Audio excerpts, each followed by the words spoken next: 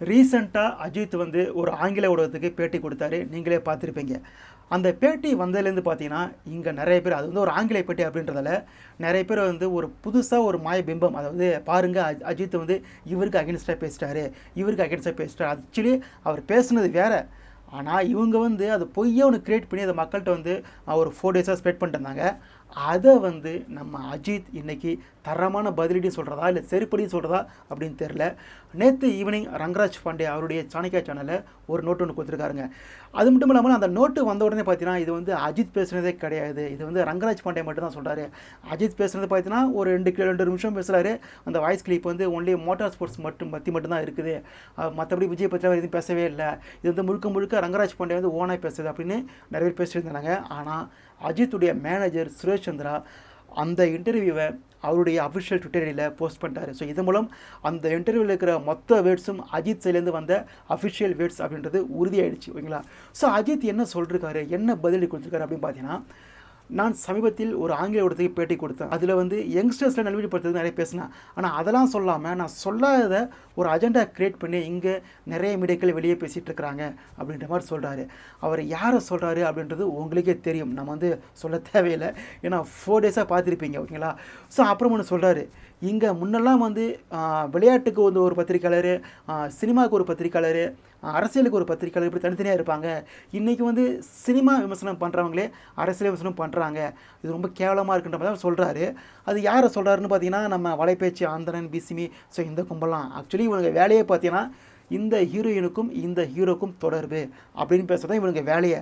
ஆனால் அதை விட்டுட்டு இவனுக்கு வந்து அரசியலை பெரும் புலிகள் மாதிரி எங்கேயோ எவனே கொடுக்குற காசுக்கு சொம்படிக்கிறதுக்கு அரசியல் விமர்சனம் மாட்டானுங்க இந்த 2 பேரும். அது முக்கியமாக விஜய் வந்து அரசியல் வந்ததுக்கு அப்புறம் ரொம்ப ஆக்டிவாக மாட்டானுங்க இந்த 2 பேரும் அரசியலை பற்றி. ஸோ இதை தான் வந்து அஜித் வந்து உள்குத்தா குத்திருக்காரு. எல்லாத்துக்கும் தனித்தனியாக இருந்தது இப்போ எல்லாம் ஒன்றா இருக்குது அப்படின்ற மாதிரி சொல்கிறாரு. ஸோ அதுக்கப்புறம் வந்து எனக்கும் விஜய்க்கும் போட்டி, அஜித் ரசிகர்களும் விஜய் ரசிகர்களும் சண்டை போடணும், இதே மாதிரி வந்து ஒரு அஜெண்டா கிரியேட் பண்ணி இன்னும் நிறைய பேர் பண்ணிட்டு இருக்காங்க அப்படின்னு சொல்கிறாரு. இது யாரை சொல்கிறாங்க அப்படின்னு பார்த்தீங்கன்னா, என்டிகே, டிஎம்கே, ஸோ இந்த மீடியாக்களை பற்றி தான் பேசிகிட்டு இருக்காரு. அதில் முக்கியமாக என்டிகே சாட்டை திருமுருகன் இந்த இடுமான காலத்தினாங்களே, ஸோ இவங்களாம் ரீசெண்டாக சைவடியெல்லாம் போட்டிருந்தாங்க. அஜித் பேசுனதை வச்சுக்கிட்டு விஜய்க்கு அகென்ஸ்டாக வந்து ஒரு அஜெண்டா கிரியேட் பண்ணுற மாதிரி அது பெருசாக போட்டு அது வந்து விஜய் ஃபேன்ஸும் அஜித் ஃபேன்ஸும் அடிச்சுக்கணும். ஸோ அந்த மாதிரி போட்டிருந்தாங்க. எதுக்காகனா இவங்க வந்து ஒரு காலத்தில் விஜயும் அஜித்தும் சினிமாக்குள்ளே இருந்தப்போ நேருக்கு நேர் போட்டி போட்டப்போ முழு சப்போர்ட்டும் பார்த்தீங்கன்னா டிஎம்கேடைய தொண்டர்கள் நிறைய பேராக இருக்கட்டும், என்டிகே வந்து தலைவர் முதற்கொண்டு இந்த சாட்டை திருமுறைலாம் இருக்கட்டும், இவங்களாம் வந்து விஜய்க்கு ஃபுல் சப்போர்ட் பண்ணிவிட்டு அஜித்தை தான் டிகிரேட் பண்ணிருந்தாங்க. அஜித் வந்து ஒரு தமிழனே கிடையாது, அவர் வந்து ஒரு மலையாளி. ஸோ இந்த ரேஜுங்க வந்து என்டிகே சாட்டை திருமுறைலாம் பார்த்தீங்கன்னா அந்தளவுக்கு டிகிரேட் பண்ணிருந்தாப்புல, அஜித் அடிக்கவே தெரியாது சொல்லிட்டுருந்தாப்புல. இன்றைக்கி விஜய் வந்து அரசியலுக்கு வந்த உடனே பார்த்தீங்கன்னா அஜித் வந்து உத்தமர் ஆகிட்டார், புனிதர் ஆகிட்டார். அஜித் வந்து ஏற்கனவே உத்தமர் புனிதர் தான். ஆனால் இவங்களுக்கு பார்த்தீங்கன்னா திடீர்னு அஜித் வந்து ஒரு உத்தமர் புனிதராக மாட்டார். எதுக்காகனா விஜய் எதிர்க்கிறதுக்காக. ஸோ இதுக்காக வந்து அஜித் பேசின ஒரு கருத்துக்கு அகென்ஸ்டாக ஒரு புதுசாக ஒரு கருத்தை வச்சு அதை அஜெண்டா கிரியேட் பண்ணி அஜித் ஃபேன்ஸுக்கும் விஜய் ஃபேன்ஸுக்கும் சண்டை மூட்டி விட்டு அதில் குளிகையை பார்த்தா தான் இந்த கும்பல். இதை தான் வந்து அஜித் வந்து அப்படியே சொல்லிட்டாரு. சில மீடியாக்கள் எனக்கும் விஜய்க்கும் போட்டி அப்படின்ற மாதிரி ஒரு கிரியேட் பண்ணி ஒன்று பண்ணிட்டு இருக்கிறாங்க. அதுவும் கிடையாது, அது தவறான ஒன்றே அப்படின்ற மாதிரி அதையும் தெல்ல தெளிவாக உடச்சிட்டாரு நம்ம அஜித். ஸோ அதுக்கப்புறம் என்ன சொல்கிறாருன்னு பார்த்தீங்கன்னா, நான் வந்து இன்னைக்கு தான் யங்ஸ்டர்ஸ்க்கு வந்து நல்லது சொல்கிறேன் அப்படின்ற மாதிரி ஒரு பிம்பத்தை காட்டுறாங்க. இது யார் சொல்கிறாரு தெரியுமா? இந்த அந்தனன், அப்புறம் இந்த வருண். ஸோ இதுவே நிறைய பேர் நம்ம கண்ணில் பட்டு மட்டும் சொல்கிறோம். நிறைய பேர் இருக்காங்க கண்ணில் படாமல், நம்ம கண்ணில் பட்ட விலைகளை மட்டும் சொல்கிறோம். ஸோ இவங்கெல்லாம் பார்த்தீங்கன்னா சொன்னாங்கன்னா, இன்றைக்கே பேசுகிற அஜித் ஏன் அன்னைக்கே பேசலை அப்படின்னு கேட்டாங்களே. நான் அதுக்கே பதில் சொல்லிட்டேன். நான் வந்து பழைய வெளியே போய் சொல்லிட்டேன், அவர் அன்னைக்கே மன்றத்தை கழிச்சியில் சொல்லிட்டாரா அப்படின்னு சொல்லிட்டான். அதை தான் அஜித் இப்போ சொல்லிருக்காரு. நான் பல ஆண்டுகளுக்கு முன்னாடியே உங்கள் குடும்பத்தை பாருங்கள், உங்கள் வாழ்க்கையை பாருங்கள், என் படங்கள் பார்க்க தகுதியாக இருக்குது அப்படின்னு நீங்கள் நினச்சிங்கன்னா போய் படத்தை பாருங்கள். என் படத்தை என்றைக்கும் நான் வந்து படத்தை பாருங்கள் அப்படின்ற மாதிரி ப்ரொமோட் பண்ணதே கிடையாது. என் படத்தை வந்து பாருங்கள் அப்படின்னு நான் வந்து ஸ்டேஜில் சொன்னது கிடையாது அப்படின்ற மாதிரி அஜித் தெல்ல தெளிவாக சொல்கிறார். அது நியாயம் தானே. ஏன்னா வந்து அசல் படத்துக்கு அப்புறம் அஜித் படத்துக்கு ஆடியோ ஃபங்க்ஷன் அப்படின்றது சுத்தமாக கிடையாது. ஆடியோ ஃபங்க்ஷன் எதுக்கு வைக்கிறாங்க?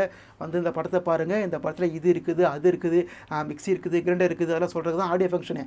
அந்த ஆடியோ ஃபங்க்ஷன் இவர் படத்துக்கு சுத்தமாக கிடையாது. ஸோ வந்து படத்தை ரிலீஸ் பண்ணுறேன், உனக்கு பிடிச்சா பாரு, அந்த போக்கில் தான் அஜித் இருக்கிறாரு. ஸோ இதை தான் சொல்கிறாரு. நான் அப்போவே சொல்லிட்டேன் அப்படின்ற மாதிரி அதுவும் கரெக்டாக இவனுங்க கேட்ட கேள்விக்கெல்லாம் தெல்ல தெளிவாக சொல்கிறாரு. அப்புறம் இன்னும் சொல்கிறாரு பாருங்கள், நான் ஓட்டு கேட்டு வரமாட்டேன். எப்படி ஓட்டு கேட்டு வரமாட்டேன்? அப்போ என்ன அர்த்தம்? அரசியல் பக்கம் சுத்தமாக வரமாட்டாருன்னு அஜித் வந்து தெளிவாக சொல்லிட்டாரு. ஸோ இதிலே தெரிஞ்சு போச்சு அஜித் அரசியலுக்கு நோ என்ட்ரி இன் ஃபியூச்சர், ஓகேங்களா. ஸோ அதுக்கப்புறம் என்ன சொல்கிறேன்னு பார்த்தீங்கன்னா நிறைய பேசியிருக்காரு. அப்புறம் என்ன சொல்கிறேன்னு பார்த்தீங்கன்னா, கரூரில் நடந்த துயர சம்பவம் இருக்குல்ல, அது வந்து நீண்ட நாளாக நடக்கவிருந்த ஒரு நிகழ்வு. அது வந்து சமீபத்தில் வந்து ஆந்திராவில் ஒரு தியேட்டர் நடந்துச்சு. இந்த புஷ்பா படம் பார்க்க போனப்போ சில டெத் நடந்துச்சு. அப்புறம் வந்து ஆர்சிபியுடைய வின்னிங் செலிப்ரேஷன், ஸோ அப்போ ஒரு சில டெத் ஆச்சு பெங்களூரில். அதுக்கப்புறம் இப்போ ரீசெண்டாக இது ஒரு கோயில் ஆச்சு. ஸோ இதெல்லாம் மென்ஷன் பண்ணி இதேமாதிரி இங்கேயும் நடக்கிற மாதிரி இருந்துச்சு, அது நடந்துச்சு அப்படின்ற மாதிரி சொல்கிறாரு. அதுக்கு வந்து ஒரு வரி சொல்கிறாருங்க, இதற்கு முழுக்க காரணம் ரசிகர்களும் தொண்டர்களும் அப்படின்ற மாதிரி சில மீடியாக்கள் வெளியே பேசியது. அது உண்மையல்ல, அதற்கு ஒரு உதாரணம் அப்படின்ற மாதிரி சொல்கிறாரு. என்னன்னா, அவருடைய அப்பா வந்து இறந்தாங்கல்ல, அஜித்துடைய அப்பா. அப்போ வந்து அந்த இறுதி சடங்கு நடத்துறதுக்கு நிறைய பத்திரிக்கைலாம் வந்திருக்கிறாங்க, மீடியாக்கெல்லாம் வந்திருக்குது. அவங்க யாருக்கும் நாங்கள் வந்து அனுமதி கொடுக்கல. இருந்தாலும் என்னுடைய தந்தையின் அந்த பூதவுடைய தொடர்ந்து, உயிரில்லா பூதவுடைய தொடர்ந்து சில மீடியாக்கள் வந்தன. அதனால் சில பேருக்கு அங்கே உயிருக்கு ஆபத்தான சூழல் ஏற்பட்டது அப்படின்ற மாதிரி சொல்லிட்டு, மீடியாக்களே இப்படி இருக்கும்போது அந்த கரூர் சம்பவத்தில் ரசிகர்களையும் தொண்டர்களையும் குற்றம் சாட்டுவது சரியில்லை அப்படின்னு முடிக்கிறாருங்க. அதாவது அந்த அந்த கரூர் சம்பவம் நடந்தப்போ பார்த்தீங்கன்னா மொத்த மீடியாவும் வந்து விஜய் ரசிகர்களும் அந்த தொண்டர்கள் மட்டுமே காரணம், வேறு எந்த காரணமும் கிடையாதுன்ற மாதிரி ஒரு பிம்பத்தை கிரியேட் பண்ணாங்களே, அது கிடையாதுங்க. இங்கே மீடியாவே கேவலமாக தான் இருக்குது. ஒரு பொது இடத்தில் ஒழுக்கம் என்பது அனைவரும் கடைபிடிக்க வேண்டிய ஒன்று. அதை தான் நான் சொல்கிறேன். அந்த கரூர் சம்பவத்துக்கு நானும் ஒரு காரணம், என்னாலும் அது நடந்திருக்குது. ஸோ வந்து மக்கள் இனிமேலாவது பொது இடத்துல வந்து ஒழுக்கமாக இருக்கணும் அப்படின்ற மாதிரி வந்து அஜித் தெளிவாக சொல்கிறாரு. அப்புறம் வந்து இன்னொன்று குத்துறாரு. அதாவது இது எதுக்கு குத்துறாருன்னு தெரியல. இங்கே சில சமூகங்கள் துன்புறுத்தப்பட்டு அவர் உரிமைகள் பறிக்கப்பட்டு கஷ்டப்படுறாங்க. அவங்களுக்காக பேசுகிறதுக்கு, அவங்க உரிமையை வாங்கி கொடுக்கறதுக்கு இங்கே வந்து மக்களால் தேர்ந்தெடுக்கப்பட்ட அரசியல் தலைவர்களும் இருக்கிறாங்க, அரசியல் கட்சிகளும் இருக்குது. ஆனால் இங்கே சமூக ஆர்வலர் அப்படின்ற பேரில் சில பேர் உங்கள் உரிமைக்காக நான் பேசுகிறேன் அப்படின்னு நினச்சிக்கிட்டு உங்களை மூளைச்சலவை செய்வாங்க. அவங்களுடைய மூளைச்சலவை இந்த வலையில் வந்து நீங்கள் விழுந்துடாதீங்க அப்படின்ற மாதிரி மக்களுக்கு ஒரு விழிப்புணர்வு கொடுக்குறாருங்க அஜித். இவர் வந்து யாரை சொல்கிறார் அப்படின்னு பார்த்தீங்கன்னா, நான் யோசித்தேன். அப்போ தான் தெரியுது, இந்த சினிமாக்களில் வந்து புரட்சி படங்கள் எடுத்துகிட்டு இருக்காங்க சில பேர்.